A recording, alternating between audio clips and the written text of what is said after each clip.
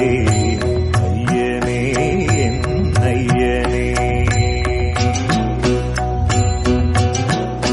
யாமொரு பிச்சை பாத்திரம் ஏந்தி வந்தேன் ஐயனே என் ஐயனே.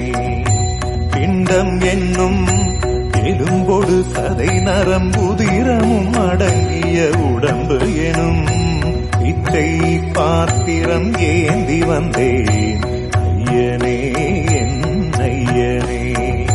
பிண்டம் என்னும் எலும்பொடு சதை நரம்புதிரமும் அடங்கிய உடம்பு எனும் பிச்சை பாத்திரம் ஏந்தி வந்தேன் ஐயனே